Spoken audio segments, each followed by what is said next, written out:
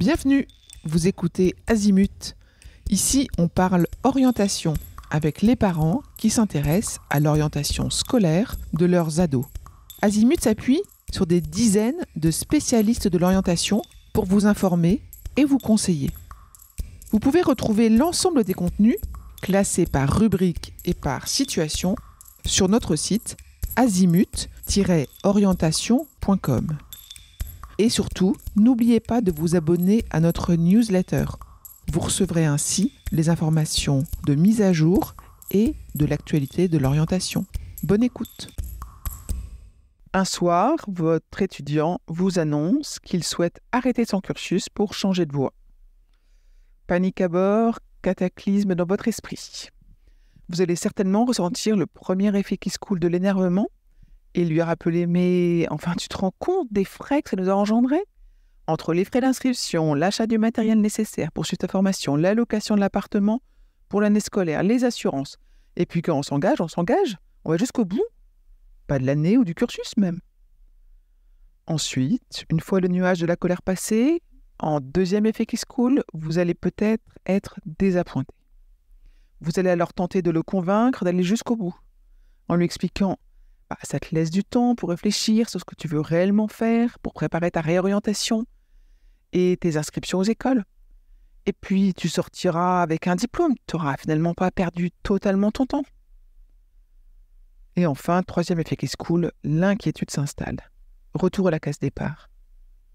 Et il aura perdu son année ou même ses 2 années. Mais qu'est-ce qu'il veut faire exactement ? Qu'est-ce qu'il va faire en attendant ? Et comment vais-je l'aider à trouver sa voie ? Alors, si vous vous retrouvez confronté à cette situation, voilà nos conseils. Déjà, commencez par ouvrir le dialogue avec votre enfant et prenez du recul par rapport à la situation. Cela va vous permettre, à vous les parents et lui, d'analyser les raisons. Qu'est-ce qui ne lui plaît pas ou ne lui convient pas ?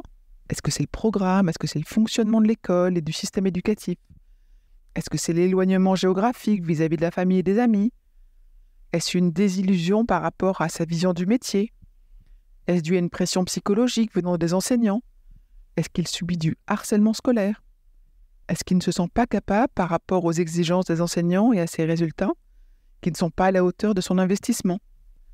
Est-ce que c'est dû à une charge de travail trop importante et votre enfant craque ? L'objectif, c'est de comprendre ce qui le pousse à vouloir arrêter et trouver en conséquence et avec lui des solutions qui conviennent à tout le monde. Deuxièmement, identifier ses envies.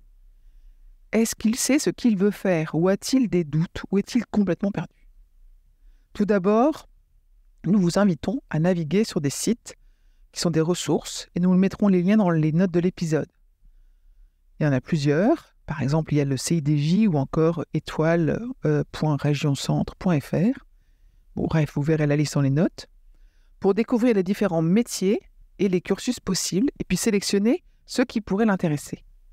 En effet, ces sites recensent sur l'ensemble du territoire français et puis sur la région Centre-Val de Loire par exemple, des fiches métiers avec la possibilité de recherche par nom, par famille de métiers, par centre d'intérêt, des fiches sur les diplômes et les titres professionnels qui existent et qui sont reconnus par l'État, des fiches de présentation sur les écoles et les organismes de formation, ainsi que les formations accessibles aux étudiants dans le cadre d'un parcours initial ou en alternance.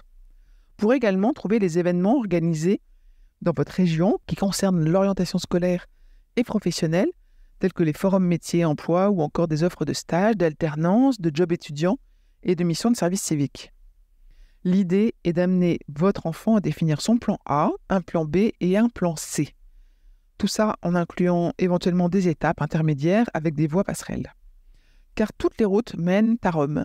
Certains prennent l'autoroute, quand d'autres prendront des routes nationales, voire départementales. Certes, ces derniers mettront plus de temps pour atteindre leur objectif, mais ils arriveront à leur destination finale avec une richesse que les premiers, ceux qui auront pris l'autoroute, n'auront pas, et qui les rendront aussi intéressants, voire plus intéressants. Ensuite, si le flou ou le doute persiste chez votre enfant, proposez-lui des démarches suivantes et accompagnez-le dans chacune d'entre elles. Il est important que votre enfant se sente soutenu et rassuré. Première démarche, rencontrez un conseiller en orientation qui est présent au sein de son école actuelle ou dans un CIO, un organisme de formation ou un professionnel exerçant de manière indépendante. Celui-ci saura le guider dans sa réflexion par le biais de questionnements, d'outils et de tests. Il sera aussi le conseiller sur les formations et les parcours possibles. Deuxième démarche, réaliser des enquêtes sur le métier qui l'intéresse. Prenez rendez-vous avec des professionnels pour que ces professionnels parlent concrètement de leur quotidien, les tâches qu'ils effectuent, les méthodes qu'ils suivent, les outils de travail, les conditions dans lesquelles ils exercent leur métier, et pour qu'ils lui donnent des conseils sur les formations à suivre en fonction de ce qu'ils recherchent. Troisième démarche, négocier avec ces professionnels interviewés la possibilité de réaliser un stage de découverte. Oui, votre enfant n'est plus en troisième ou en seconde. Votre enfant pourra ainsi vivre leur quotidien et mettra du concret derrière des mots. Il pourra aussi les aider dans certaines tâches et ainsi vérifier si le métier lui plaît réellement et s'il se sent à l'aise pour le faire. Autre conseil, qu'il n'hésite pas à en faire plusieurs au sein des différentes entreprises, car le métier peut être différent selon la taille de l'entreprise, son activité ou son organisation. Pour obtenir des conventions de stage, il peut solliciter son école, sinon il devra s'adresser à la mission locale, Pôle emploi ou une structure d'insertion par l'activité économique. Et dans ce cas, on parle plutôt de période de mise en situation en milieu professionnel plutôt que de stage, et l'acronyme pour ça c'est PMSMP. Mais la finalité c'est la même. Il peut aussi s'investir dans une activité bénévole qui se rapproche du métier ciblé ou dans une mission de service civique. L'avantage du service civique est que votre enfant acquérera une réelle expérience professionnelle qui pourra être valorisée sur son CV et pour laquelle il percevra une petite rémunération.